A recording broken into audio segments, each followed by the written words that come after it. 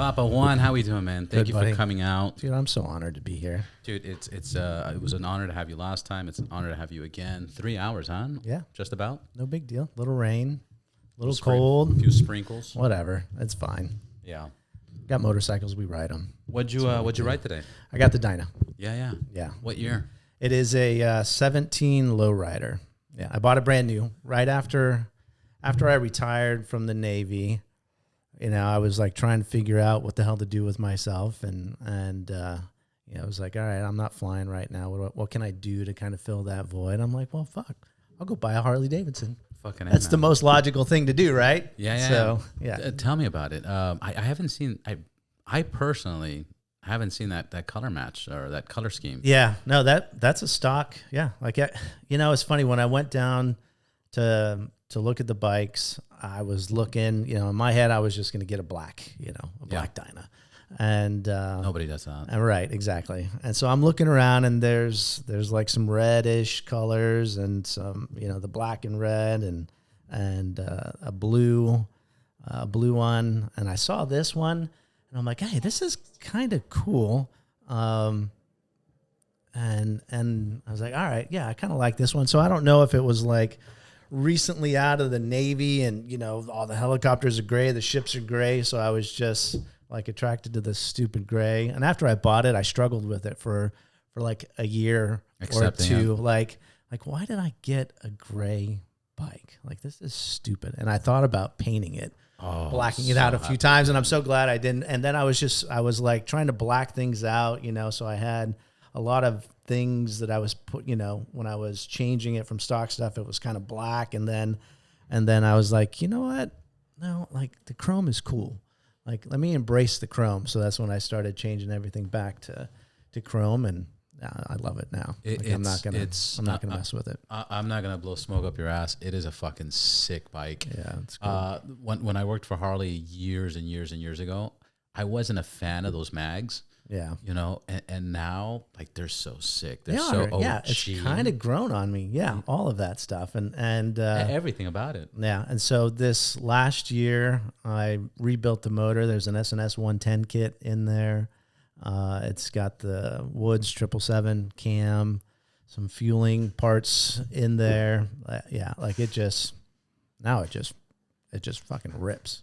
I love it. Yeah, it's the fun one. I get on that when I want to disrespect some streets, as opposed to the bagger where I'm just kind of cruising. What else? what else did you do to it? Yeah, inverted front end. No. That's still the stock front end. That's stock. Yeah, that's still the stock front end. The fairing, I had it paint matched. Rotors. The pipe. Rotors, pipe. Lift. It's lifted. It's like, what do you have it at 14? No, a little. I'm not a super tall guy, so I think it's at like 13 and a half ish, something like that. Yeah. And so little can be on tippy toes every now and then. Really? Yeah. And I've got the 2 over front end, but I'm not using all 2 of that. Again, like I just can't. Now that I've gotten kind of used to it, I think I could have gone a little bit higher, and but at first I was like, I'm not going to be able to reach the ground. This is crazy. Yeah. But I think I can get a little bit more out of it. But it's fun right now.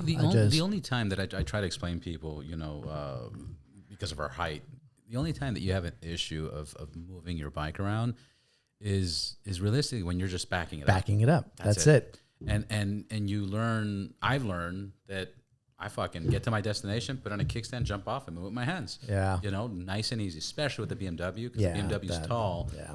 And the BMW has 3 settings. It has tall, automatic, and short. Yeah. I put it on short, but the amount of ride quality goes to shit. When you're down I'm low. Talking about you're scraping, my foot's touching on turns. Yeah.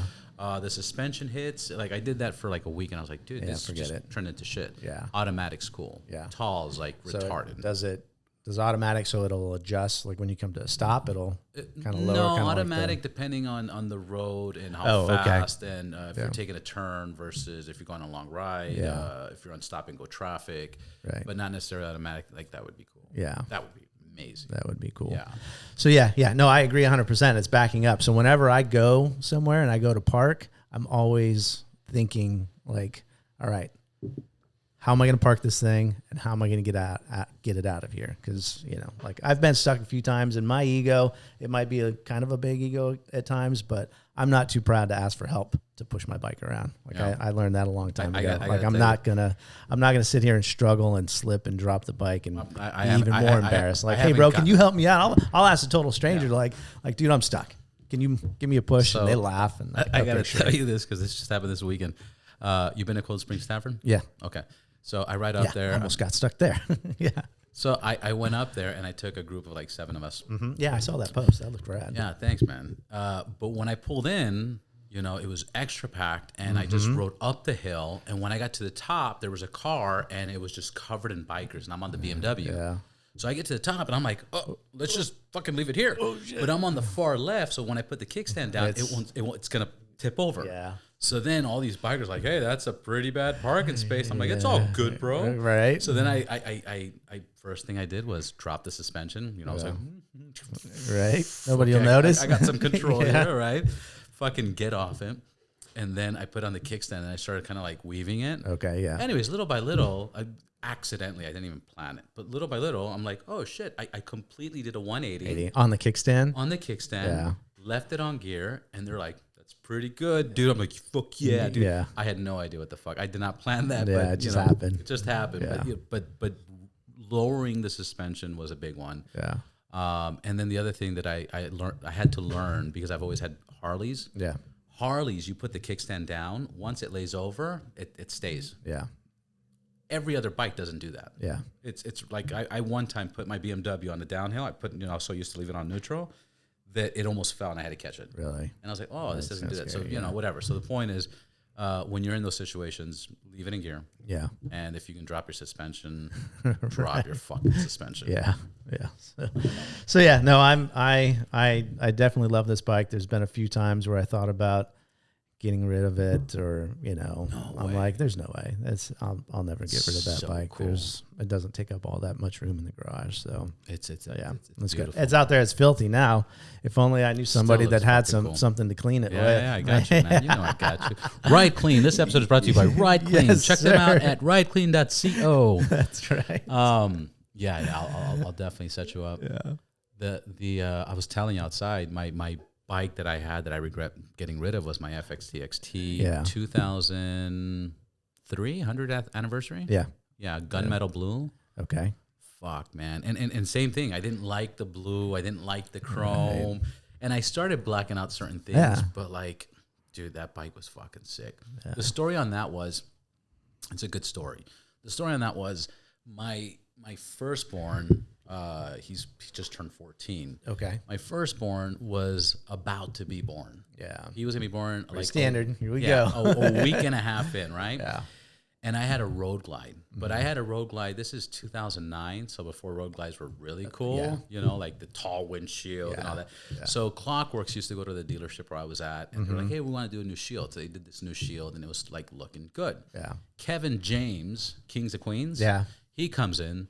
I don't know. I've said this story a million times. I don't know if you've heard it, but he comes into the dealer and he says, he's all, hey, I'm going to do this. I'm going to do a film or something in Boston, but I want to ride out there because it's like in 2-3 months and I'm going to have my RV and blah, blah, blah. Right. I'm taking a Dyna Fat Bob, I believe. Yeah. And, Dean and I are like, why would you do that, bro? You need something like this, a bagger like this, And he's like, well, what's that? And that's my Road Glide. He goes, I'll take this.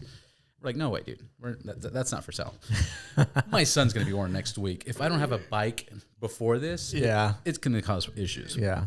He's like, but I really like this. And tough luck. Anyways, long story short, 3 hours later, I was in it probably 17 and change.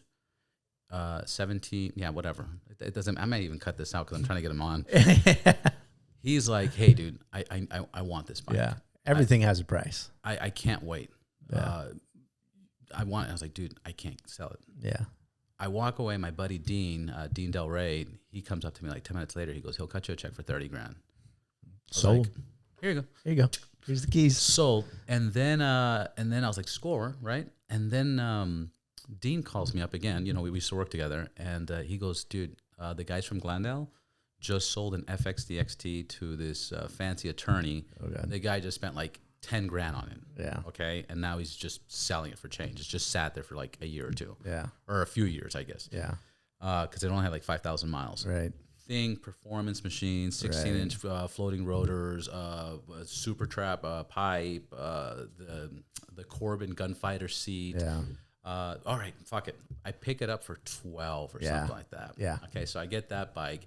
And then this was before you had all these companies offering customizations. There wasn't many. So I literally took the risers from the night train. Uh-huh. You know, they were like 11-inch. Like, you couldn't find risers. So I took them off this bike. Crazy. It's like risers are everywhere now, and you couldn't find risers. Yeah, dude, there was a time where it was like a handful. Like, there wasn't even there was a company called Custom Chrome because nobody was making chrome parts. Yeah. Okay. There was just a handful of companies. Now it's like everybody's machining and making everything. Right. Yeah. You know, but it was more expensive. And then you didn't know about the quality. Right. You know, like I was riding with an old buddy of mine, Mike Beach, and when we went out, he's an actor, and he hasn't ridden in a while. He's got 7 kids. Yeah. And when we rode, like last year, he's like, look at all these bikes. Look at these customizations. Right? It's kind of insane. Anyways, I miss the fucking bike is my point. Yeah. Divorce is a bullshit. Yep. Yeah, that's for sure. Yeah. Before I get into the questions that I was going to ask you here, what is your favorite bike that you've owned? It's probably this one. Like this was the one that really got me going again and reinvigorated my passion for riding. I don't remember if I mentioned this the last time we talked, but I kind of grew up on the back of my mom's bike. So my mom rode, and she had like a Honda CB 550 or something like that, with some Samsonite bags on it. Super dope.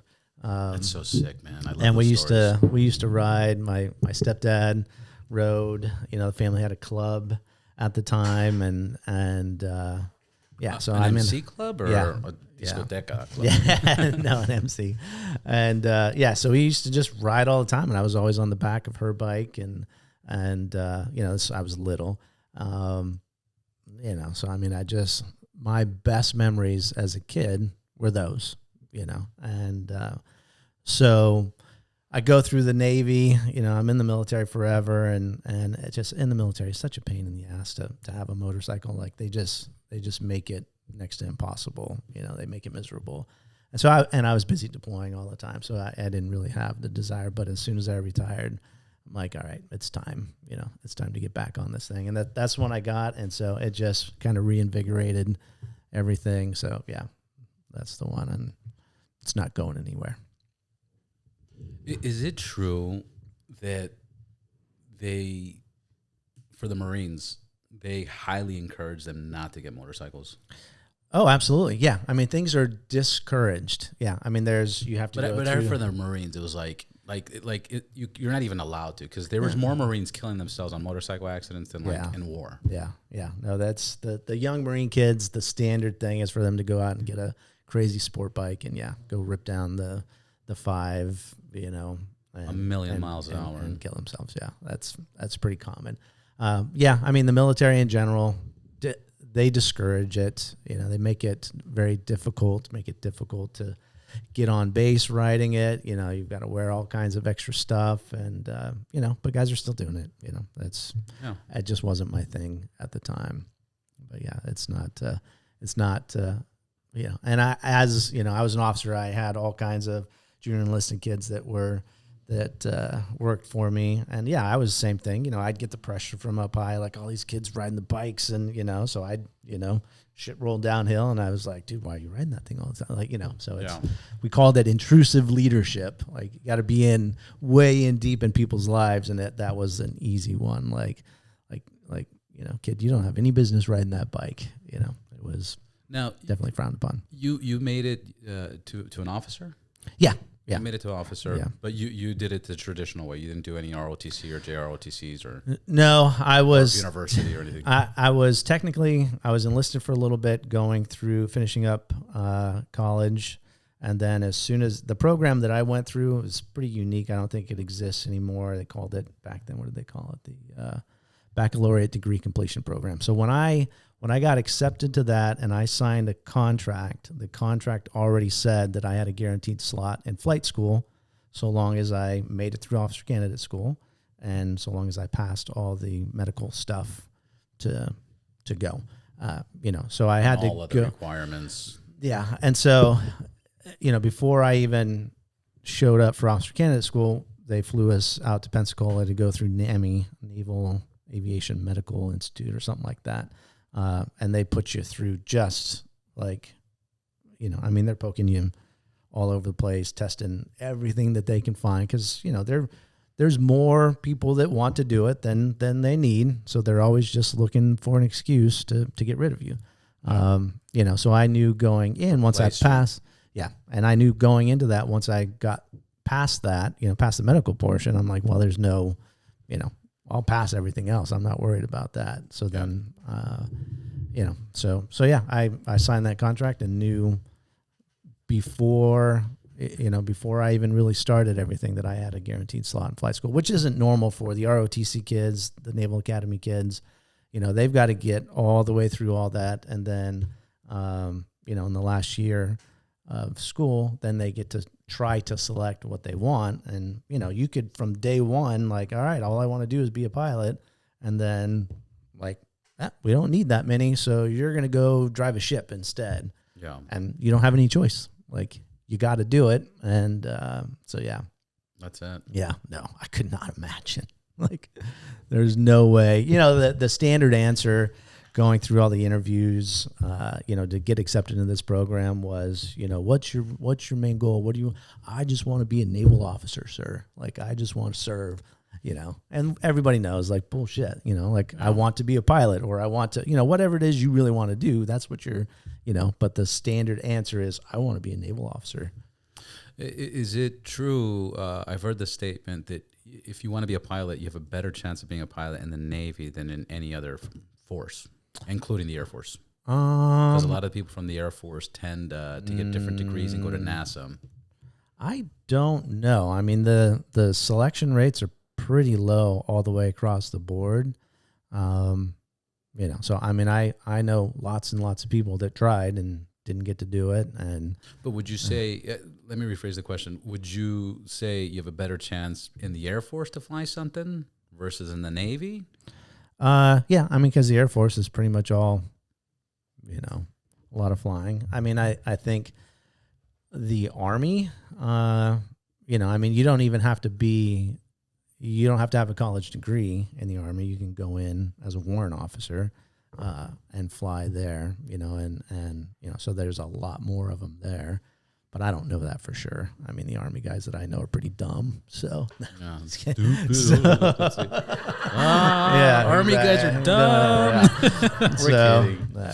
So I don't know. So yeah, I don't know if that's the case. I know that it was, I know lots of guys that didn't make it through medical, a lot of guys that didn't make, every step of the way. You would just see people like getting kicked out, diverting or getting kicked out, and like, or they hit their 4 years and get the fuck out. Yeah. So there was nothing easy about it. That's for sure. Yeah. No, and I'm not saying there was. Yeah.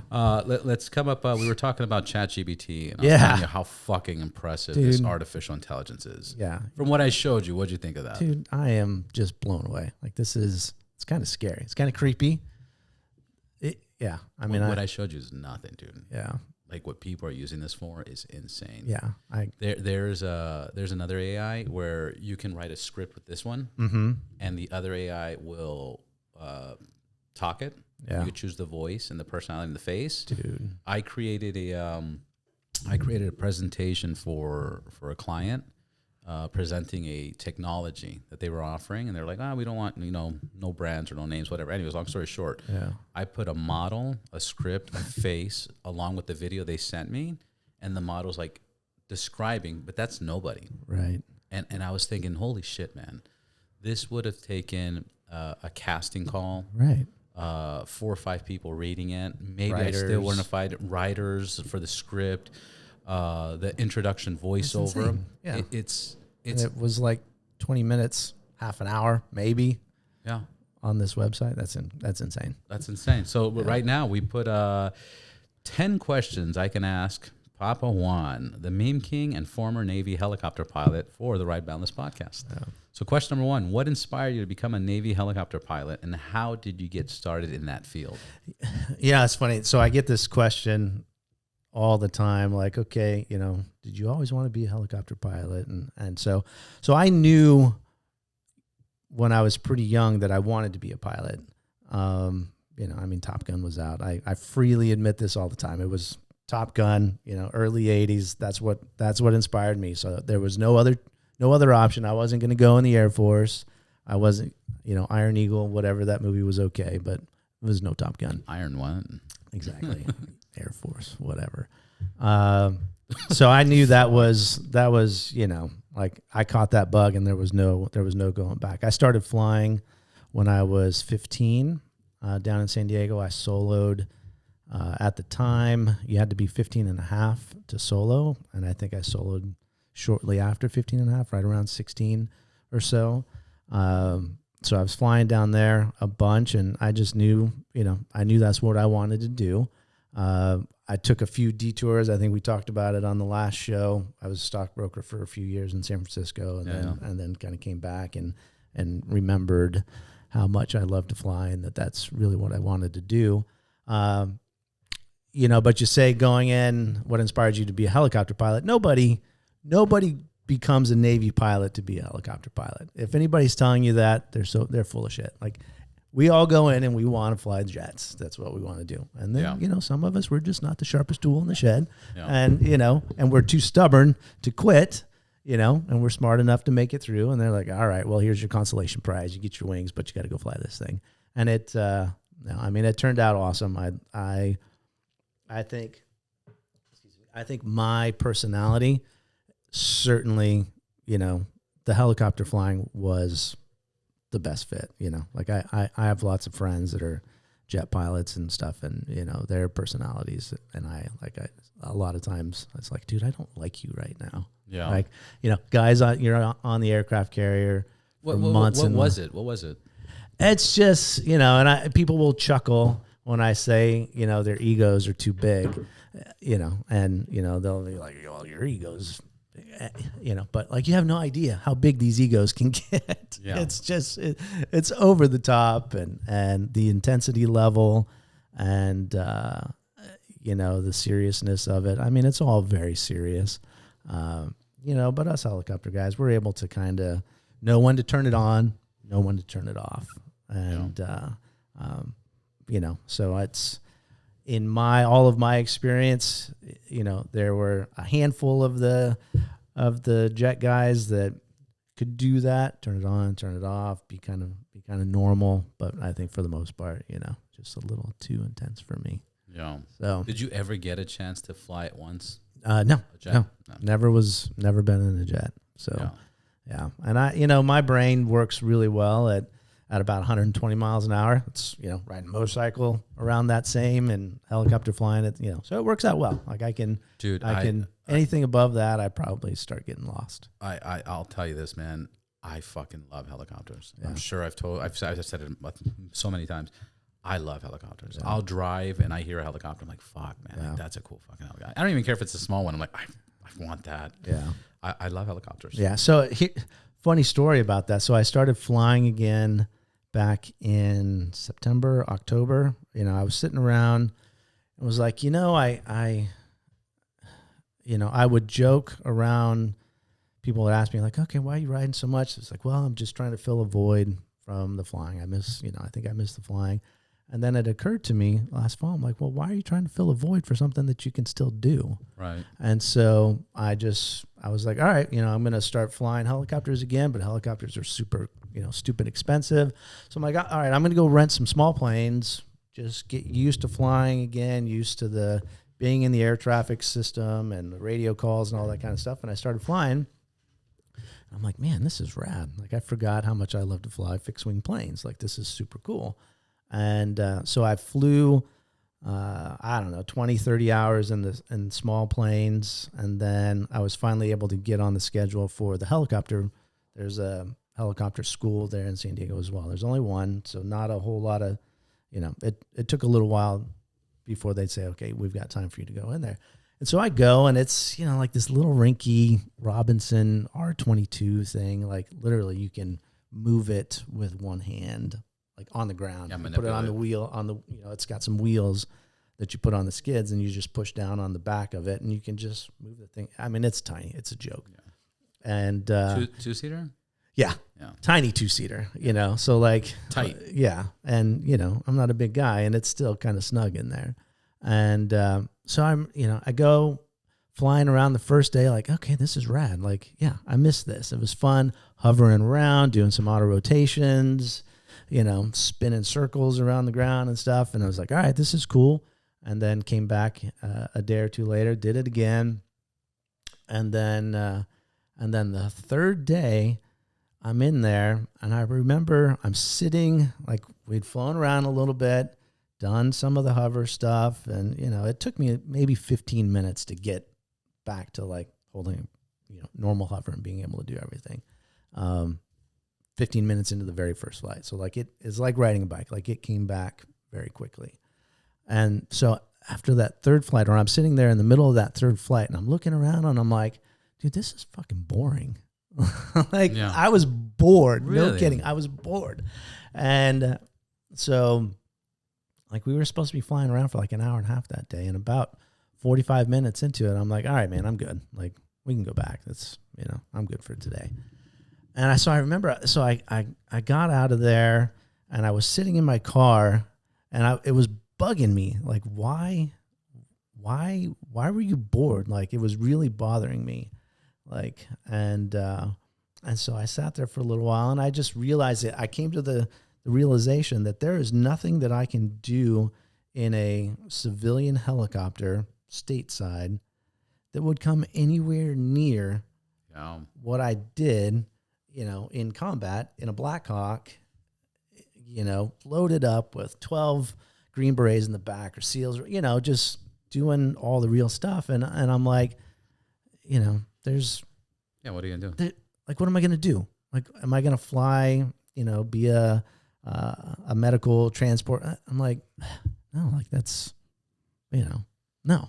I was bored, and I was like, you know what, that's it. So yeah, you went from like being the law, no regulations. Yeah. I guess a helicopter cop, but even that, you just spotlight. Not even that. Like, it's, you know, the excitement of everything we did, you know, in those combat situations. Like, there's no way. And in the back of my mind, and I know my personality, I know that over time I would start pushing the limits, you know, and probably just get myself in trouble again. Yeah. You know, so I was like, you know, that's it. I'm going to stick to the fixed wing flying. And I was doing that a bunch more, and seriously contemplated going to the airlines. And, you know, I actually, you know, started going through the process with an airline, and had an interview set up, and I went to a convention, an airline convention out in Palm Springs, and I'm just walking around and talking to people, and I'm like, same thing, like, man, I don't really like most of these people. Like, what am I doing? This is not for me. And so, and again, I struggled with that for a little bit, like, you know, so what are you going to do? You know, so I just put it on hold a little bit, and I'm like, yeah, I'll figure it out. Like, I have some ideas of what I want to do. I will probably, after this summer riding season and stuff, I might just go back and be a flight instructor, you know, a little bit. I don't know. We'll see. You know, it's just really hard to, you know, knowing everything that in the military you get to do in these aircraft, then to come back into the civilian world, it's you know, it's different. And no, I could imagine. So, like for me, I see a helicopter, I'm like, oh my God, I want that. It's so much freedom, because I've been in a helicopter twice. Yeah. You know, and it's like, all right, one time was really fun. Like, the guy was so fucking, he's like, dude, you want a wild ride? I was like, fuck yeah, let's go. He got fired 2 years later. Yeah, right, like, exactly. See, that would be me. We flew over the mountains. Right, that would be me. Almost touching the water. Yeah, I would get an FAA flight violation. That's what would end up happening to me. So, like, yeah, and that's what happened to this guy. But like, and I also have to admit, most of the times that I really like, I'm looking at a fucking helicopter like, oh, I am sitting in traffic. Right, exactly. I'm fucking like, this traffic. It So, sucks. oh Oh my my God, God. bro, take me, you know? Yeah. So it looks like that. Yeah. What was the most memorable experience serving in the Navy, both in terms of positive and negative moments? So I've told this. So positive, it's probably the same time frame is the most positive and negative. So I've mentioned many times, I've done a few combat tours in Iraq, seen some really nasty shit there. It was the highlight, the pinnacle of anything you can do in a military helicopter. Like that's what we trained to do. Got to go do it. It was great, and but the time frame that sticks in my head the most was actually after I came out of my last.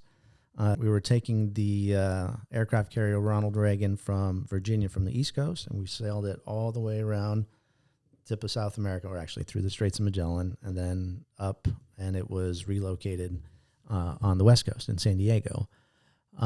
So we flew some helicopters all the way across country to get to Virginia, get on the aircraft carrier, and then then it was just going to be kind of a pleasure cruise going all the way through Latin America, which was was going to be rad. But a lot of us were pretty smoked because we had done lots of time preparing to go to Iraq the last time, and then pretty intense time in Iraq, and came back, and the turnaround time to go do this, I was home for, I don't know, a few months or something like that. And then it was, time to go. And, so we were all pretty smoked, but we're like, okay, we're going to make the best of it. This will be all right. So we're sitting, we're on the ship. It's January 10th, 2010. And I remember, some commotion around the officers' spaces, on the ship. It's, huge ship, but the officer-only kind of spaces aren't that big. And I remember just a lot of commotion. And then there's a call over the 1MC, the ship's intercom system, telling me and a couple of other people to report to this certain space. And so we go report, and, CAG, who's in charge of all of the aircraft, the air wing on board the aircraft carriers there, the captain of the ship, and all the squadron COs. And I was a department head at the time, so all the operations officers and, like all the main leadership for the ship and the air wing at the time, we're all in this space. And intel, like the main intel guy, starts talking about, all right, there's this massive earthquake in Haiti. So we are leaving, the ship is making preparations as we speak, and we're going to make best speed to get down to Haiti. And, we're going to do the relief. And so then they look over at us helicopter guys, and they're like, all right, this is a helicopter show. So, start figuring it out, basically. And so, I mean, it worked out. The timing, couldn't have been better. I still had some of my, best junior officers there with me, and the senior guys that flew in Iraq. We were all still there. So being able to go somewhere unfamiliar and set up an air system, to be able to coordinate all this kind of stuff, it was that's what we did before every op in Iraq. Like, this is easy, So one of my, that's what you were trained to do. Yeah, and so one of my senior junior pilot guys with me just immediately went into action, set up this whole air system plan, and that was before the ship even pulled anchor and got underway. But I remember, and I still don't know the exact speed of what an aircraft carrier can do. They say that they go really, really fast. And so we made it from Virginia from Virginia down to Haiti. I want to say, I mean, in like, it seemed like it was a day, maybe. Like we were fucking flying. You know, the ship is just shaking the whole time, and we are moving. So in that time, you know, we're making preparations with the aircraft. We're taking all the non-essential stuff, equipment and stuff out of the aircraft, so we'd have nothing but space. And so we get there, and I remember it was, you know, sunrise came up, and we're in the bay outside of Port-au-Prince, and it was like, all right, it's time to go. So it was the CO and one of the other senior pilots, another department head in one aircraft, me and my like sidekick senior lieutenant in another aircraft, and we launched, and we were the first U.S. helicopters to come across the beach in Haiti to start all of that, and that's a sight and a smell that will never leave me, because I mean it was a massive earthquake. I'm sure you know their infrastructure there was terrible to begin with. So it's fucked up because they get hurricanes and they get earthquakes. And it's like, how do you construct?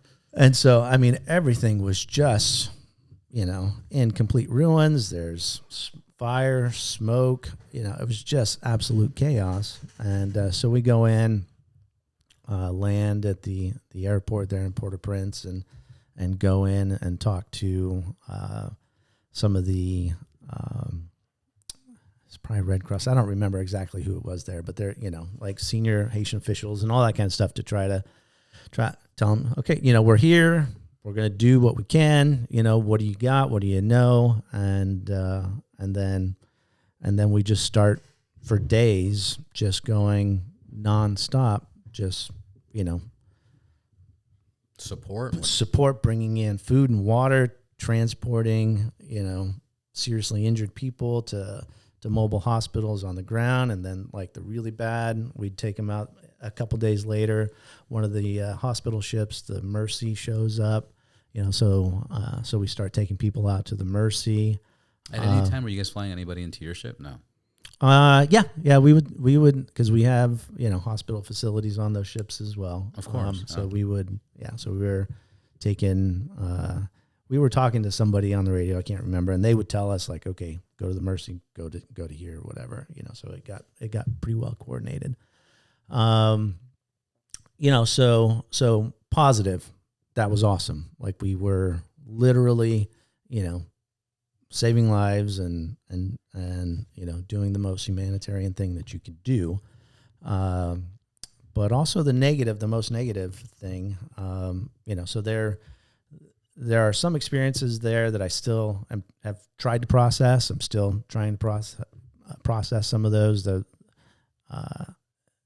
you know, things that if something is going to, at this point, give me a nightmare, you know, it's from there. And I've, you know, witnessed people getting blown out of the sky in a helicopter in Iraq.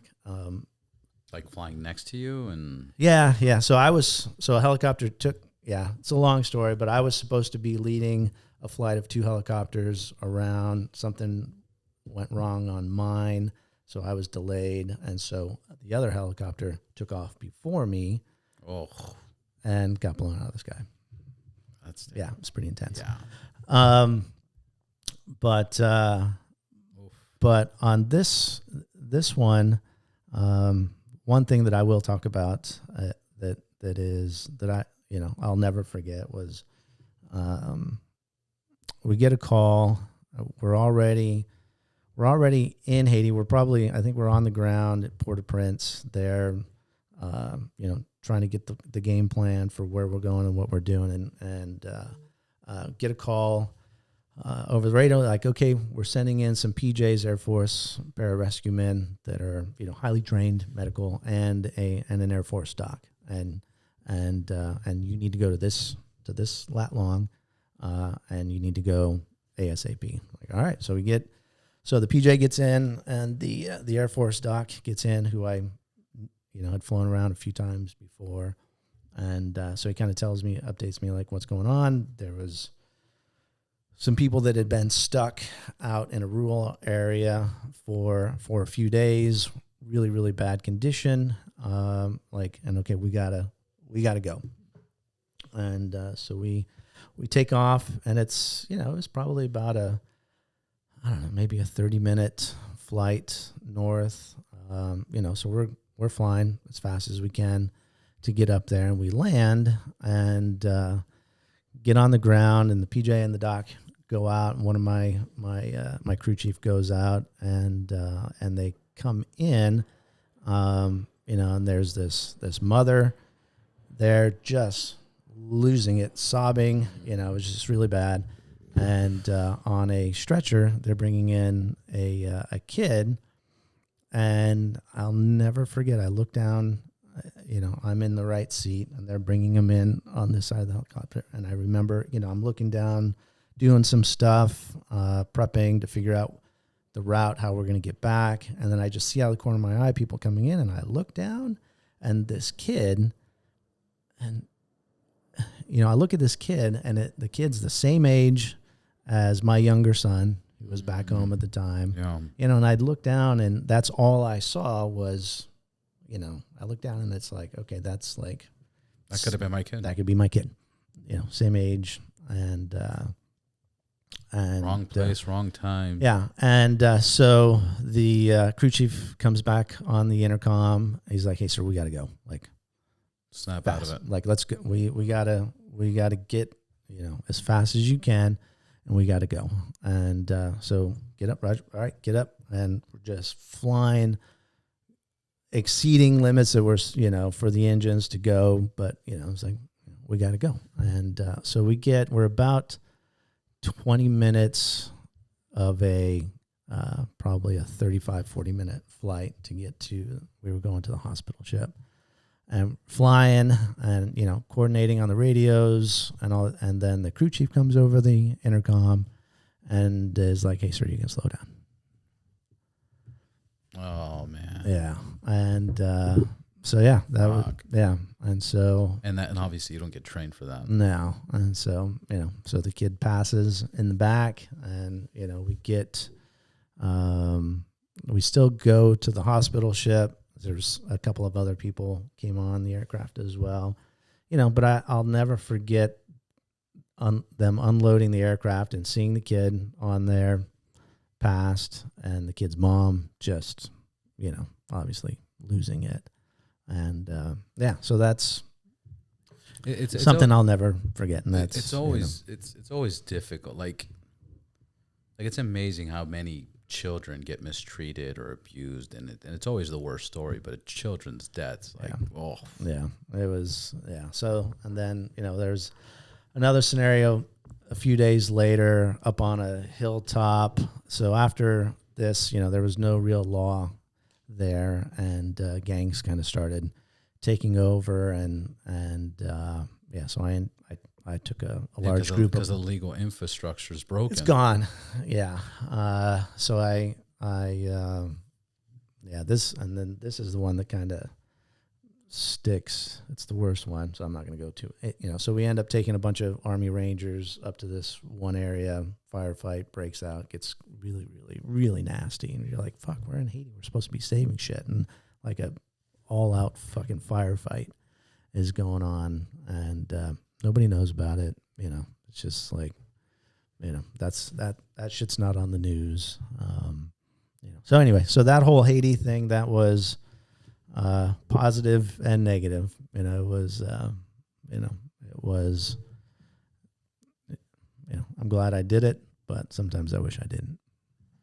This next question goes together with everything. How did your time in the military shape your perspective on life and the world around you?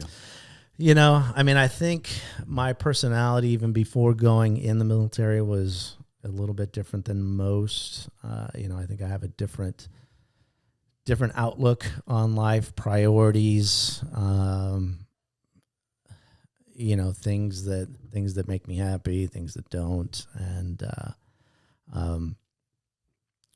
but I think after 20 years in the military and seeing everything that I saw, I just, you realize and this is going to sound stupid. It's going to sound cliche, but you realize life is short. Like, there were many times, I was this fucking close to not being here, aircraft by me getting blown out of the sky.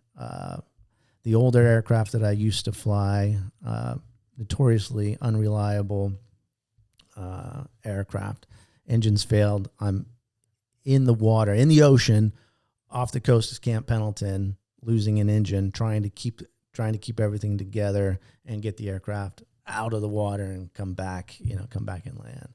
Fires in the aircraft. So you gain a new perspective on life when you have literally seen your life flash before your eyes a few times, and I know lots of guys in combat that have seen way worse, so I'm not trying to say that. But you don't have to see way worse, man. But it's, when you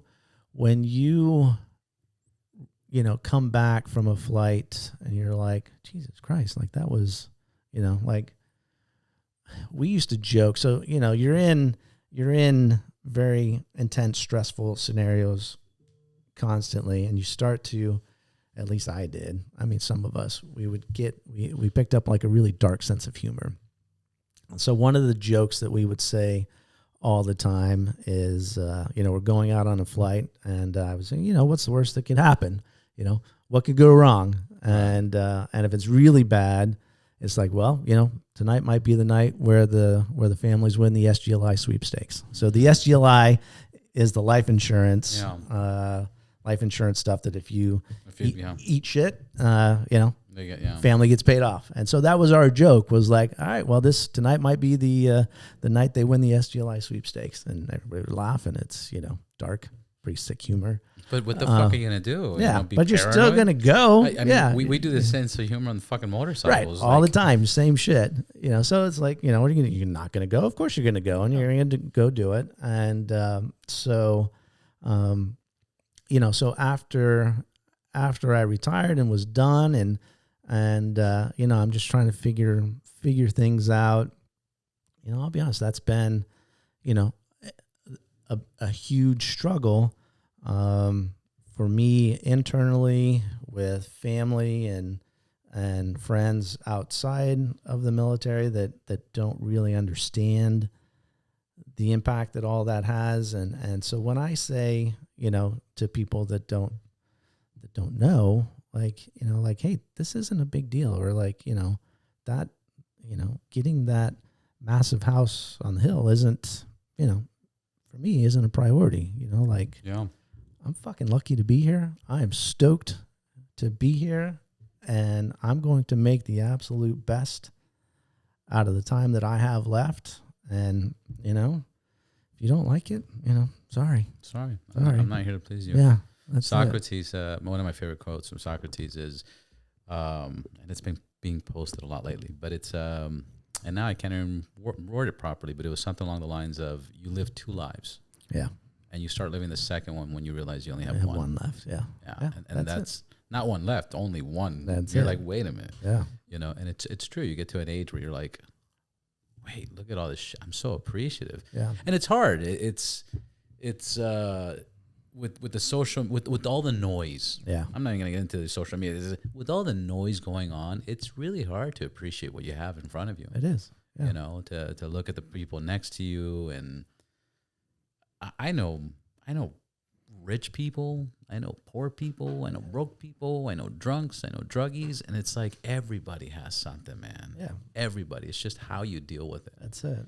Yeah. And so, yeah, I mean, I decided years ago, like, okay, this is, I'm going to do what I think I need to do to make the best of what I have. And so I just don't sit still. Good, man. Because you never fucking know. You never know. Well, so my grandfather would say the only requirement to die is to be alive. That's it. Yeah. That's it. And the example would be, how many times have you heard not how many times, but a similar story of the Olympian woman that's never smoked in her life, has won gold medals and dies from lung cancer. Right. Like, what the fuck? Yeah. What were the chances? Yeah. You know, or right now we were at Cold Springs Tavern, and with all the crazy riding over there and all the crazy scenarios, you know, we're on the side of the road because it's packed, and a guy runs towards us and says, "Guys, move off the street. You know, people have died." And I'm like, "Whoa, imagine!" Like, Right. You get fucking Right. from After just all that standing- shit, After just all that, standing on the side of the road. Did you just see what we just did? You know, Right. and you get fucking knocked out. Yeah. So yeah, that it has definitely changed my outlook on life. No doubt about that. Yeah. All right. What led you to start creating memes?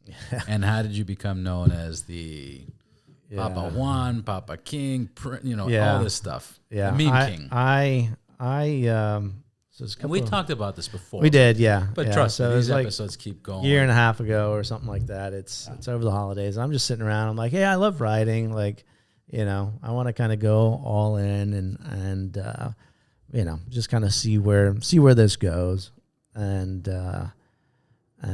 I just, like, on a whim one day, so I see something, I see a picture, and it reminds me of something else, and I just kind of put it together, and I post it, and, you know, it just starts kind of, you know, it's really funny.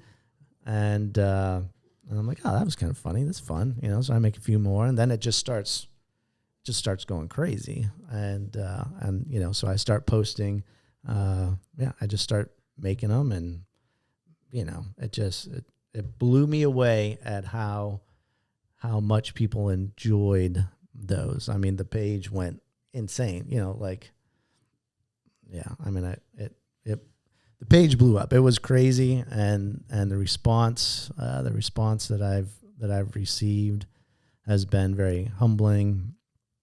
You know, I'll go places and people are like, hey, Juan, you know, I follow you. It's great to meet you. And I mean, it's a humbling, very humbling experience to have people that will come up to you and like, hey, you know, this stuff is hilarious. And then, you know, last year I decided, you know, I was really going through some stuff and trying to figure things out. And you know, I just started to, I made a decision like, okay, I'm going to start opening up about some more personal things. Cause I remember like I touched on a few things and I got a huge response back from guys that have been in the military and kind of dealing with some PTSD stuff, and huge, you know, response back like, hey, you know, and this is going to sound ridiculous. I hate even hearing it come out of my mouth, but people have said like, you know, if somebody like you is going through that and able to do what you're doing, and, you know, like that inspires me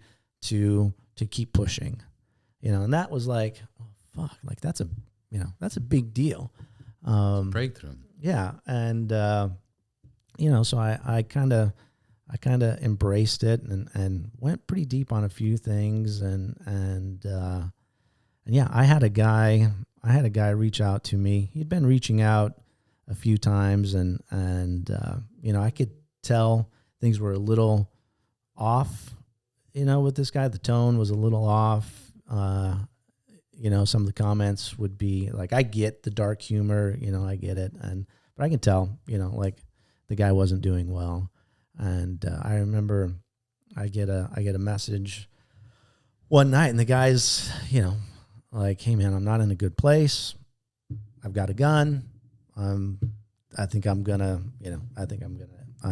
end it tonight. And so, long story short, I just stay on, you know, talking with the guy for hours all night, and we kind of work through it. And hey, he's doing good now, you know. So that's amazing. That kind of told me like, okay, like, you know, going down this sharing this personal stuff has had an impact, and if it's, you know, I know it's had an impact on one person, so that's it. You know, you know, it was a very, very humbling, very pleasing experience. So, saving a person's life. Yeah. So I embrace it. It's fun. I just, you know, yeah, I don't know. It changes your mood too. I mean, like in a sense, you're you're a comic. Yeah. You know, you're a meme comic, and dude, memes, reviews, and comments are fucking hilarious, man. The stuff that people create. Yeah. I was watching one where it was Michael Scott from The Office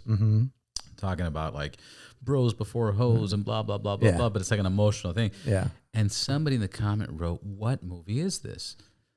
The comments, like, dude, the comments are fucking like people started making up movies like it's called The Breakup Part 2, or like it's your mom, bitch. Like, you know, but like there was some, I can't remember the creative ones because they were so creative. I'm like, dude, this is it's fucking funny. It's comedy. It is. And it makes me laugh. And that's really, when I first started doing it, I'm like, look, if nobody likes these, whatever, I don't care. It's making me laugh. It's funny. It's lightening the mood. You know, I used to say early on when this thing started to kind of take off, I'm like, look, we in this motorcycle, especially Harley community, we take ourselves way too serious. You know, like, dude, it's a fucking motorcycle. Like, you know, you should go ride it if you don't want to ride it, whatever. But like, we take ourselves way too serious. So that's, you know, being able to kind of poke fun at you know, the lifestyle and the ridiculous level of seriousness that we as a community put on this stuff, it just makes me laugh.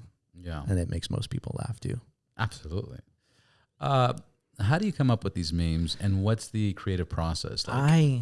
I will just be scrolling through the internet and I'll see a picture like or a video clip or something, and it just, you know, it just triggers something in my head, like, you know, that is this, like, you know, so it's, I don't set out with a goal of like, okay, today I want to make stuff to make fun of people that don't cross state lines. It's not, you know, that's not it. I will just be scrolling through and see something that, you know, just makes me think of that, and I will, and it doesn't take me, you know, it takes me like a minute to.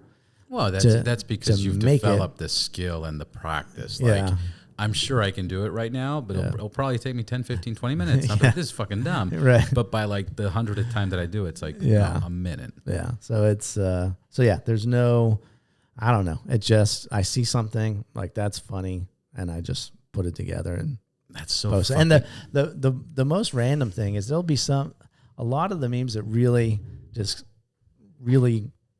took off like crazy. When I posted them, sometimes I'm thinking in my head like, oh, this is trash, but you know, I need to post something, so I put it out there. And some of those trash, quote unquote trash ones are like the funniest ones, apparently the funniest ones out there. So that's always the case. Yeah. That's always the case. Yeah. How do you balance humor and satire with respect for serious topics or current events in your memes? I am trying to just be funny and trying to make light of topics that we take way too serious. And you know, there were a few times early on when I was like, I don't know, this might, you know, ruffle some feathers, probably should, and I put it out there anyway. And you know, so I'm not trying to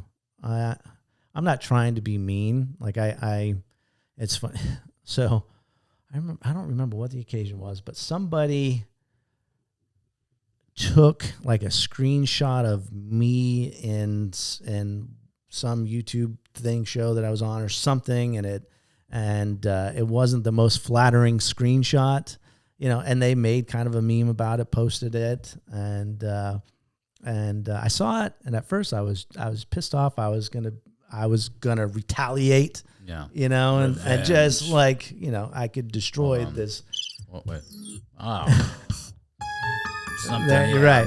Yeah. Sorry for the delay. And then I was like, no. So I decided, just behind the scenes, I sent the guy a DM. I'm like, look, man, look, this isn't the most flattering, you know, and let me help you with something. Like, if you're trying to benefit off of something negative or being mean about somebody or being mean to somebody, you know, that's not going to play. There is a section of people out there that are not fans of mine, and I'm sure would eat it up, and but it's not going to go anywhere. And the whole point of these memes is to make everybody laugh. I don't make fun of one person in general. Like, one person might inspire. You don't target somebody. Yeah, I don't target somebody. Somebody or something may inspire, some jokes, but I will, I'm not going to. Yeah, but yours is more around an event will inspire a joke. Yeah. You're not targeting an individual and saying. And so the guy came right back. He's like, oh man, I never really thought of it that way. Well, that's cool. I'm sorry. And I'm like, dude, don't be sorry. Like, leave it up, take it. I don't care. Just, I want you to understand, how this works and how this looks and how this plays out. And he was like, oh yeah, you're right. And, so.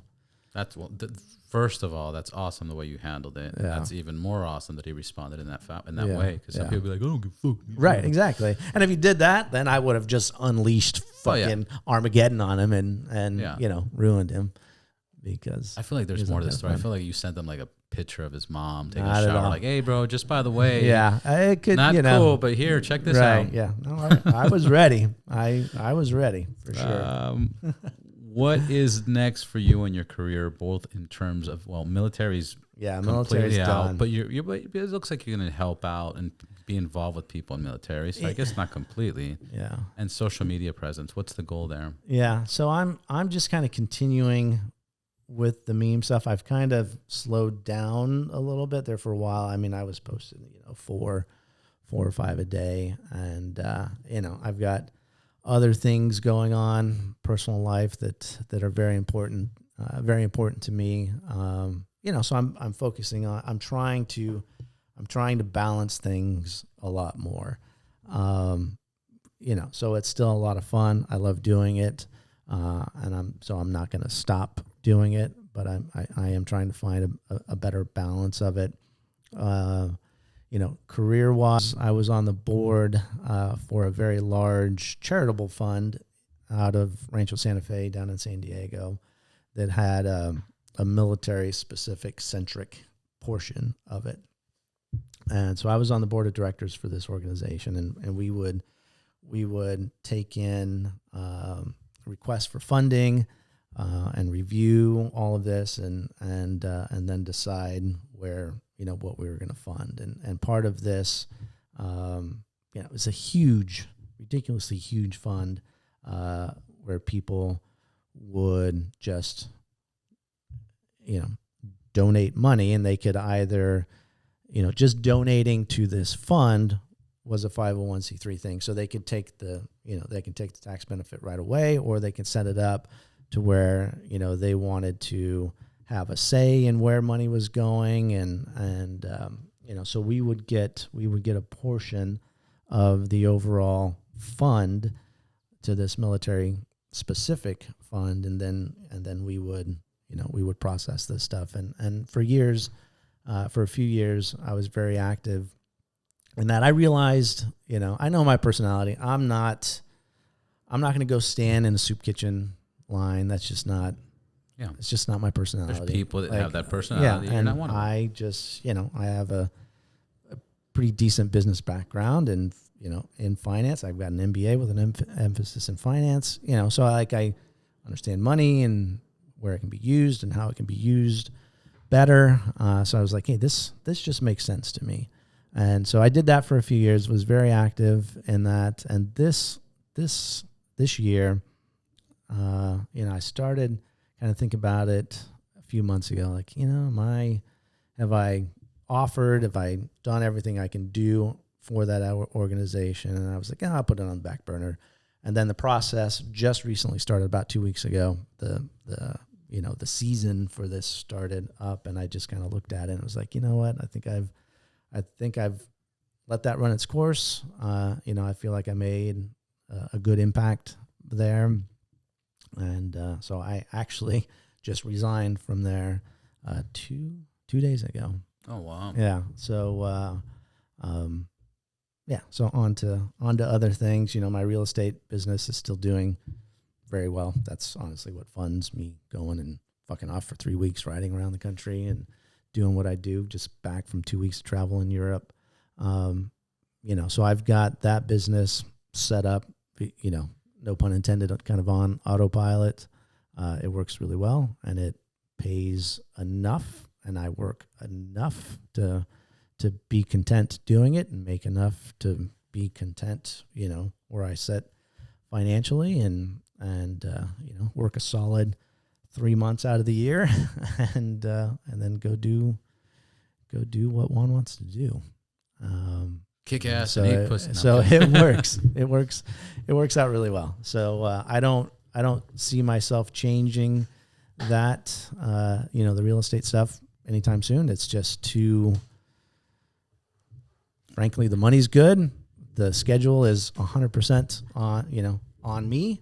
And I don't go out of my way to find clients. They just, you know, my phone rings, I answer it. And if it's something that I want to take on, I take it on. If I don't, then I don't, and just move on. So that's awesome. So I don't see that. I don't see any huge changes going with that. I mentioned a little while ago, like I was kicking around the idea of being an airline pilot. And I just realized, like, there's no way. I'm not going to be tied up somebody else making my schedule. Like, I'm too old for that. I've done too much. Like, no. Dude, I heard the most.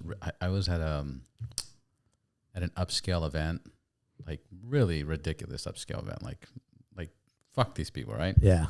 And one person's like, "Oh, my son's a pilot for blah blah blah airlines," and the other one says, "Oh, he's a air taxi driver." Right. Like, yeah. What the fuck? Yeah. I was like, "Whoa." Yeah, that's it. Yeah. Yeah. Yeah. It's funny you mentioned that because when I'm sure I told you last time. You did mention that, but and I may have told you the same story. But I remember, like, shortly after I got my wings and I'm flying, you know, family members and some friends were like, you know, like, "Oh, this is so awesome. Like, you're like, you know, you're a naval aviator, all this stuff." And I look at them, I'm like, my family is just, you know, a bunch of rednecks from the East County of San Diego, truck drivers, and, you know, just, and I looked at a couple of my uncles that were making a big deal about it. And I said, "Man, I'm just a fucking truck driver in the sky. Yeah. Like, I'm not doing anything different than what you're doing day to day. You know, it's not that big a deal." And they were like, "Oh, okay. Yeah, cool." But yeah, just It's taxi driver, it's truck a driver, huge deal. and the sky, whatever. This real quick, I want to hear about your trip. We'll end with your trip that you're planning. Yeah. But real quick, I had this write up some facts, some fun facts, and this number 2 and 3 were interesting. So number 2 is the Navy helicopter pilot program is one of the most competitive and selective in the military, with the physical and mental requirements. Yeah. So it's a huge deal. It is. It's a huge deal because you kind of made it sound pretty. And then this fact, tell me if this is true. The Navy's MH-60S Seahawk, is that what you flew? One of the variations that I flew. One of the variations. Can carry up to 16 passengers and fly at speeds of 180 knots? 180 knot, no. On a good day, downhill with a tailwind, maybe. But yeah, I mean, it's typical. If it's not with the 16 passengers. Right, yeah. So if you are completely empty, you're at sea level, it's nice and cool out, you know, you might be able to get up to 160 or something like that, you know. But I mean, when we were in Iraq, it's 120 degrees and we're loaded up, you know, like 120 was like fucking pushing it. Yeah. So, yeah, I mean, very, very capable, very powerful helicopters. I mean, they're the gross weight. 16 passengers? Yeah. Well, yeah, not seats for everybody. So right. in that setup, so when we would go do a direct action mission in Iraq, there's no seats in the back, you know, and so we would literally just pile in Green Berets or SEALs or whatever, and they would just kind of pile in and kind of line up, you know, sit kind of, you know, nut to butt in the back of the helicopter. And yeah, we would have 10 to 12 shooters in the back, and then two gunners. in the back as well. So yeah, you can cram quite a few people in there. It's fucking insane. Yeah, but And then again, just two more fun facts. The first motorcycle was invented in, do you know? I have no idea. In Germany, 1885, and it looked more like a motorized bicycle than a sleek design. Yeah. Fact number 5, Harley Davidson was the most iconic motorcycle brand, founded in 1903. which everybody knows. Yeah, I'm glad I didn't mess that up. Yeah, imagine. Cut that out. Right. This was the 5th take, by the way. Right. Got it right. And then the rest is just bullshit. Yeah. Let's end it with your trip. You got an amazing trip coming. Yeah, I'm super excited about it. Tell me who's involved and what the trip consists of. So we are doing a 3-week, 8,000-ish mile coast to coast trip. So some buddies. So Roji, the guy that runs or was founder of Black Flies, Jerry the Goo is going. Seth Enslow, legendary stunt bike rider and dirt bike rider, super popular, and in the 2000s, like broke one of Evel Knievel's records, just like insane. Super mellow now, by the way. Super grounded. Super mellow now. And then Greg Smith, amazing human being, and Matt. So there's 6 of us going. We leave a week from today from Orange County, and we are going. The original motivation to go is to get to the Poconos in Pennsylvania for the Lost Highway Rally. So Jonathan is the guy that's got that rally started. He used to be very integral in the Four Corners Rally in Durango, moved to the East Coast, and so now he's got this one going. So that was the original motivation to get out there. So of course we're not going to go all the way out to the East Coast, just there and back. We're gonna make a real trip out of it. So we are going from Orange County. We're going through New Mexico, through Texas, Oklahoma, touching like the north end of Alabama, and then into Tennessee, doing all those amazing rides, Tail of the Dragon, and I don't even know what else, all of that amazing stuff going up through the Salmon's, the Salmon River. That's at the end. Yeah. So we end up, so we get to Poconos, I think in 3 to 4 days or something like that. We're going to hang out there for a few days. Super excited about that rally. Like Leonard Skinner and some huge, fun names. Leonard Skinner or Leonard Skinner cover band? Leonard Skinner. Yeah. I mean, obviously we know the last surviving member just passed this last year, but still, like, they're amazing. It's rad. Yeah, of course. Favorite Leonard Skinner song? I've got Simple Man. Simple Man? Simple Man. I like that smell. That's a good one. When you're drinking whiskey, dude, that's a good one. So from there up New York, through right? New York City, there's, I guess, a spot where you can park the bikes and get a picture with the Statue of Liberty in the background, and then continue up north to Vermont. I think Vermont is as far north as we're going, and then start coming back west through Detroit, right? Detroit to the Ford Museum, Milwaukee to the Harley Museum, and then into Sturgis, Deadwood, technically. There's another rally there. I forget the name of it, but there's another rally there at the time, just kind of a coincidence. So we're going to hang out there for a few days, spend some time with some friends there in that area, and then across Deadwood 3-wheeler rally. I don't remember the name of it off the top. It's got to be like at the end of kind of later May, and it's in Deadwood because we've got this amazing house like right there on Main Street in Deadwood that we'll be staying at.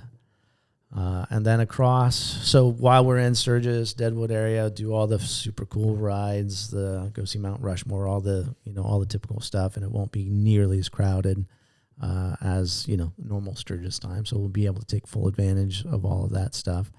And then across through Wyoming, Montana, across Idaho, a little bit of Oregon, down through Nevada and Northern California, and then take the coast down California and end at the Live Fast rally out there in like the Solvang area, and super excited. So 3 weeks. It's going to end. We're basically done June 4th. So we leave on May 12th. Back in SoCal June 4th. My 51st birthday is June 5th. You look great, man. Thanks, man. And you lost a lot of weight since last time you were here. Yeah. I I have to say it. I said it privately, but I have to say it. You said 30 pounds? Yeah, about 30 pounds, yeah. Fucking insane. Feel much better. Exercise, food? Nothing.